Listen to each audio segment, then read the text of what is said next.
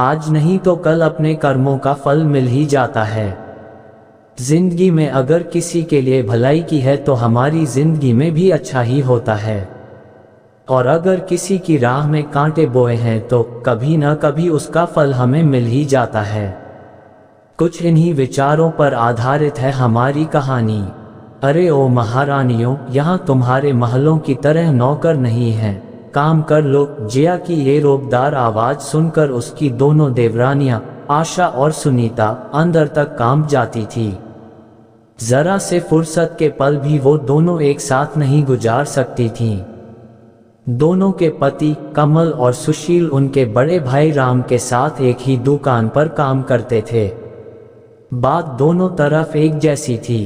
वहां दुकान पर दोनों भाई अपने बड़े भाई से एक शब्द नहीं बोल सकते थे, और यहाँ घर पर दोनों अपनी सास कम जिठानी से एक शब्द नहीं बोल सकती थीं। सास को तो दोनों ने देखा ही नहीं था, और जिठानी केवल नाम की ही जिया थी। दोनों भाइयों का राम के आदेश पर दुकान के काम में पिले रहना और घर में जिया के आदेश पर आशा और सुनीता का घर के काम में पिले रहना अब नियति बन चुका था। हालांकि कमल और आशा की शादी को अभी 1 साल और सुशील और सुनीता की शादी को सिर्फ 8 महीने ही हुए थे। दोनों देवरानियां देर रात को जब घर के काम से निबटती तो अपने हारे थके पतियों से कोई शिकायत नहीं कर पाती थीं। लेकिन पतियों को सब पता था, पर वो से कुछ न कह पाते। दोनों भाई सब कुछ जानते और समझते थे, पर कुछ कह नहीं पाते थे। माँ बाप के मरने के बाद भाभी ने बड़े भाई को ऐसा काबू में किया कि वो तो ना कुछ देखते थे और ना ही कुछ बोलते थे। घर में सिर्फ जिया भाभी का ही राज था। बड़े भाई के 2 बच्चे थे, एक लड़का और एक लड़की। दोनों भाई अपने उन भतीजे और भतीजी पर जान छिड़कते थे, पर भाभी ने कभी अपने देवरों को नौकर से ज्यादा कुछ नहीं समझा। हर बात में दुत्कारना भाभी की अब आदत सी बन गई थी। दोनों के दिल में भाभी की वैसे तो हर बात चुभती थी, पर एक बात आज भी उनके दिल में नश्तर की तरह चुभी हुई थी, जो कमल और सुशील की शादी से पहले हुई थी। हुआ यूं कि एक दिन तीनों भाई एक साथ खाना खाने बैठे। भाभी ने पहले बड़े भाई को खूब देशी घी में चुपड़ चुपड़ कर रोटियां खिलाई, और जब कमल और सुशील खाना खाने बैठे तो देशी घी का डिब्बा एक तरफ रख दिया और डालडा से रोटी चुपड़ चुपड़ कर दोनों भाइयों को खिलाने लगी। ये देखकर कमल ने हिम्मत करके भाभी से कहा, भाभी हमको भी देशी घी से चुपड़ कर रोटी दो ना। बड़े भाई को भी तो आप देशी घी की रोटी देती हो। इतना सुनते ही जिया भड़क गई और बेलन नचा नचा कर बोली, हाँ तुम्हारा बाप बहुत जायदाद छोड़ गया है और तुमने बड़े महल खड़े कर दिए हैं, जो तुमको भी देशी घी की चुपड़ी हुई रोटियां चाहिए। पर भाभी, बाप तो हम सभी भाइयों का एक ही था, और अब बड़े भाई ही हमारे पिता हैं, तो आप ये दुत्कारा क्यों करती हैं? कमल ने भर्राए हुए गले से कहा। इतना सुनते ही जिया का पारा आसमान पर पहुंच गया और उसने बेलन दूर फेंक कर मारा और रामचरण से चिल्लाती हुई बोली, मेरे बस का नहीं है कि सबका काम भी करूं और ताने भी सुनूं। पत्नी को क्रोध में देखकर राम की तो जैसे जान ही निकल गई। अपने ही दोनों भाइयों को बुरा भला कहकर अपनी पत्नी को मनाया। इस सब के बीच अपने भाइयों को ये देखने का भी ख्याल भी राम के मन में नहीं आया। उस दिन दोनों भाई भूखे ही सो गए। समय बीता और कमल सुशील दोनों की शादी हो गई, लेकिन हालात जस के तस थे। भाई अपने दोनों भाइयों को इसीलिए घर से नहीं निकालता था कि इनसे अच्छे नौकर उसको कहाँ मिलेंगे, और भाभी को अब 2 अच्छी नौकरानियां मिल गई थीं। पर कहते हैं कि समय एक सा कभी नहीं रहता।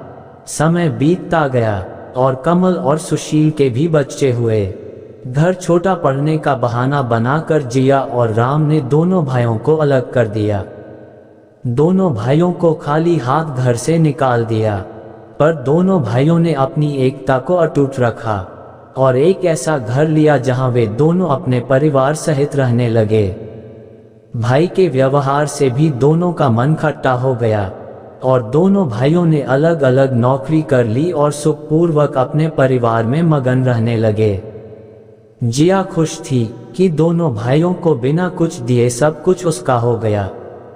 समय अपनी गति से चल रहा था। एक दिन राम और जिया के बेटे का भी ब्याह हो गया। जिया बड़े अरमानों से अपने बेटे के लिए बहू लेकर आई थी। शादी में बड़े भाई ने अपने पत्नी प्रेम के चलते अपने दोनों छोटे भाई को न्योता नहीं दिया था। इधर कमल और सुशील ने अपने भाई भाभी से रिश्ता तो नहीं तोड़ा था, पर वो रिश्ता अब ऐसा था जैसे बिना खुशबू के फूल। लेकिन अपने किए कर्म सामने जरूर आते हैं और ये जिया को जल्दी ही पता लगने वाला था। समय ने करवट ली। राम अब बीमार रहने लगा था और ज्यादातर घर पर ही रहता था। दुकान अब बेटे ने संभाल ली थी। एक दिन बेटा खाना खा रहा था और बहू बड़े प्यार से खूब घी चुपड़ कर अपने पति को रोटियां खिला रही थी।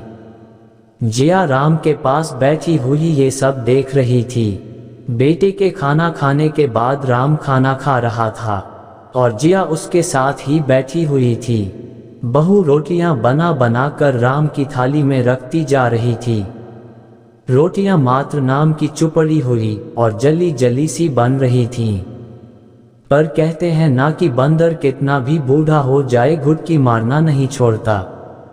और इसी नीति के अनुसार जिया ने कड़क कर बहू से कहा, क्यों हुई, ये रोटियां कैसे बना रही है? तेरी माँ ने क्या ऐसी ही रोटी बनानी सिखाई है? बस इतना सुनना था कि बहू रानी रसोई से बेलन लहराती हुई आई और जिया पर बरस पड़ी। देखो सासू माँ, मेरी माँ पर मत जाना, और रही बात मेरी माँ ने क्या क्या सिखाया है तो उन्होंने जो सिखाना था वो सिखा चुकी। अब मुझसे बात करो। और क्या हो गया जो जरा सी रोटी जल गई? खा लोगे तो कुछ हो तो नहीं जाएगा, जो सारा दिन अपना हार पेले रहता है। दुकान पर उसका ध्यान करूं या इनका जो सारे दिन घर में पड़े रहते हैं। राम खाना बीच में ही छोड़कर अपने कमरे में चला गया। दूसरे कमरे में ये सब सुन रहे बेटे को चुप देखकर जिया बस भगवान से यही प्रार्थना कर रही थी कि ये दिन देखने से पहले वो मर क्यों नहीं गई। एक मेरे देवर और देवरानियां थीं, जिन्होंने आंख उठाकर भी हम भैया भाभी को कभी नहीं देखा। जवाब देने की तो बात बहुत दूर रही और आज मेरी बहू ही मुझको आंखें दिखा रही हैं। उस दिन के बाद जिया की आवाज तो जैसे चली ही गई। जैसा बहू और बेटा चला रहे थे उसी तरह ही जिंदगी को चलाने का जिया और राम ने समझौता कर लिया। जिया की तानाशाही को अब विराम लग चुका था। जिया अब अपनी देवरानियों के बीच उपहास और दया का पात्र बन गई थी। घड़ी घड़ी पुरानी बातों में खो जाना अब उसकी आदत बन चुकी थी। दोस्तों, आपको यह इमोशनल स्टोरी कैसी लगी हमें जरूर बताएं, जिससे आपकी प्रतिक्रियाएं हमें पता लगे। सबसे बड़ी बात यह एक अच्छी कहानी है तो सभी के साथ शेयर जरूर करें।